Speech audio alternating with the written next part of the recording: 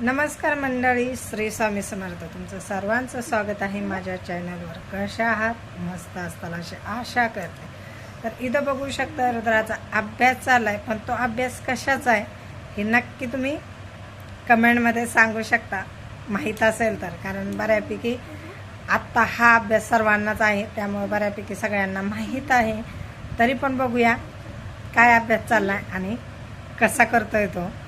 तर गणित आत्ता सोपं होण्याचं कारण फक्त हेच आहे, कारण आत्ता हे आलं तर गणित सोडणंही इझी जातं आहे मुलांना. तर आत्ता आपल्या वेळेस वेगळं होतं आत्ताच्या.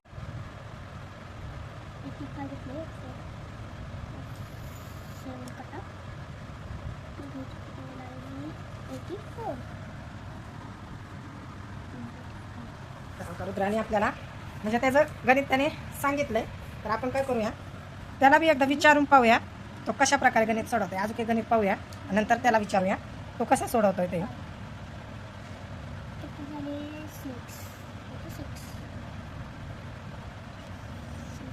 आता त्याने आपल्याला हे 2 गणित सोडले, तर आता आपण त्याला हे गणित सोडायला सांगू. तर रुद्र मला हे गणित सोडून दाखव.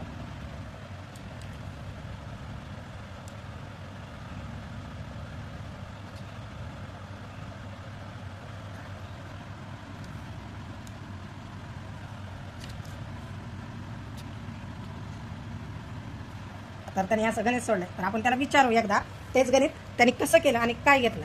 तर रुद्रा ते गणित, तर आपल्याला आता रुद्र हे गणित करून दाखवतोय. काय करतोय? गणित करून दाखवतोय. आता आपण बघूया तो कसं करतोय आणि तो सांगन पण आपल्याला थोडंसं सांग काय करतोय. आता काय घेतला वरचा बीट आणि खालचा बीट खाली घ्यायचे. हा म्हणजे किती संख्या झाली त्याची?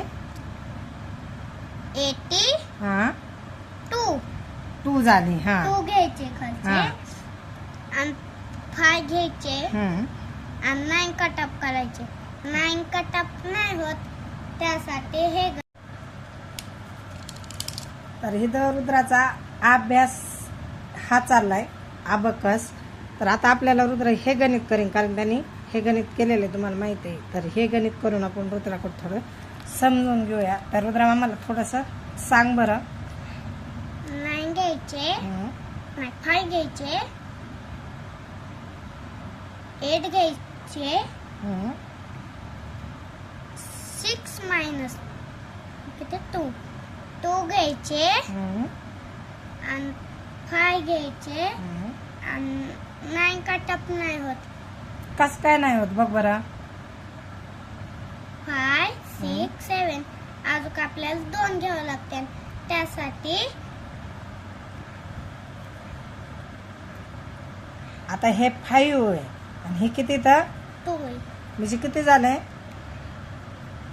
87 आहे. हा अजून आपल्याला 2 कमी पडतात. मग तू आहेत का तुझ्याकडे? माझ्याकडे 2 नाही आहेत. हे 5 आणि हे 2 7 झाले.